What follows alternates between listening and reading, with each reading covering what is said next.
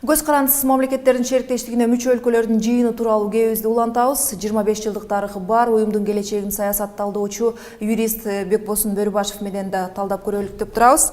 Бекбосун мырза, кош келипсиз бизге.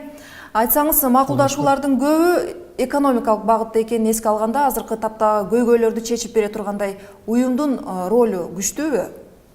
Эң биринчи шобагы КМШ өлкөлөрүнүн түзүлүшүнө токтолуп кетели. Анткени баягы КМШнын негизги максаты 1991 жылы Алматы декларациясы кабыл алынган 21 декабрда.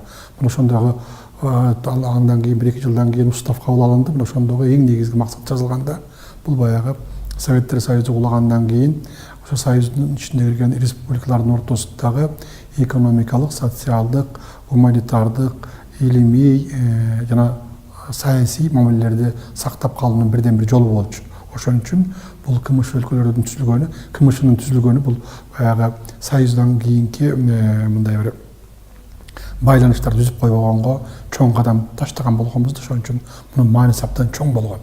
Туура баягы 25 жыл ичинде ар кандай турмуш болду. Мисалы үчүн ошо КМШ боюнча оң көз караш болду, тескери көз караш болду. Бирок менимче негизинен ошо КМШнын баягы шериктештик өзүнүн негизги милдеттерин ишке ашырды десек болот. Анткени бул баягы булардын эң башкы бул КМШнын өзүнүн органдары бар да. Ошо органдарды мына бүгүн Кыргызстанга чогулуп атат. Баягы мамлекеттердин баштарынын совет кеңеши деп коет да, совет глав государства деп коет.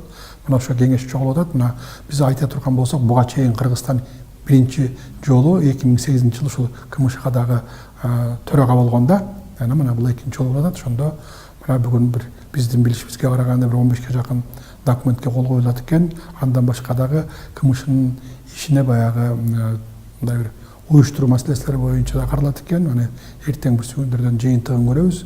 Чындыгында бул баягы мурунку союздук республикалардын ортосундагы ажырымды мындай кармап калуу, ошол көйгөйлөрдү чечүүнүн бирден бир ошол убактагы туура жолу болуп эсептелинет. Андан башка бул мамлекеттердин ортосундагы мындай карым катнашты, байланыштарды эл аралык уюмдар аркылуу чыңдашат да. Мына ошо бул дүйнөлүк практикада ошондой. Мына ошонун бирден бир көрүнүшү ушул КМШнын түзүлүп калгандыгы. Бул баягы эл аралык уюмдар өзү эки түргө бөлүнөт. Регионалдык, мисалы үчүн аймактык, анан жалпы дүйнөлүк депчи. Жалпы дүйнөлүккө бул Бириккен Улуттар уюму кирет, бул деп атабыз. Ал эми ошо регионалдыкка болсо ошо КМШ шериктештиги кирет деп айтсак болот. Уюмду күчтөндүүнүн кандай жолдору бар же келечеги кандай?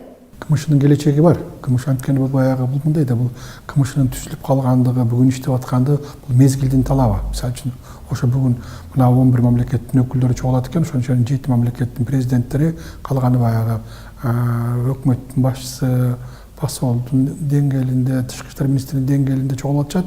Мунун келечеги бар. Анткени бул келечекти турмуш өзү мындай бир талап кылып атат да. Анткени ошо КМШга кирген мамлекеттердин ортосунда сөз экономикалык байланыш бар, саясий байланыш бар, башка байланыштар бар. Ошон үчүн аларды жөнгө салып туруш үчүн ушундай бир шериктештик уюм керек. Бул келечеги бар. Ал эми кандай иштетиш, ал мезгилинин талабы.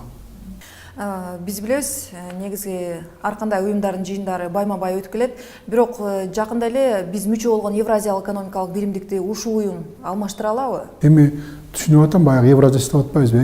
Евразиялык экономикалык союз деп атабыз да. Мына андан башка ОДКБ деген бар. Андан башка ошо КМШнын дагы мамлекеттер кирген ШОС деген ар кандай эл аралык уюмдар бар. Бирок ар бир эл аралык уюмдардын өзүнүн орду бар. Ошон үчүн мисалы үчүн Евразес ушу КМШны толук алмаштырат дегенге болбойт. Анткени биринчиден анын масштабы тарыраак, экинчиден анын койгон маселеси бул баягы эркин экономикалык зоналарды түзүү, ошо мамилелерди өнүктүрүп алат. Ошон үчүн КМШныкы болсо, эгерде мына КМШны баягы алып барган ишин караш үчүн аякта кандай органдар бар да. Мисалы үчүн КМШнын рамкасында алкагында 9 чоң ири орган уюштурганда ошо иштеп бара турган. Ошон үчүн мисалы үчүн КМШнын иштеп кетиши, анын баягы кыймылдаган аракеттери Евразеске караганда, ОДКБга караганда, ШОСко караганда ар тараптуу деп айтсак болот. Ошон үчүн ар бир уюмдун өзүнүн орду бар. Ошон ичинде КМШнын да өзүнүн орду бар.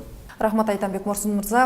Көз карандысыз мамлекеттердин шериктештигине мүчө өлкөлөрдүн уюмунун келечегин юридика илимдеринин доктору Бекбосун Бөрүбашев менен талкууладык.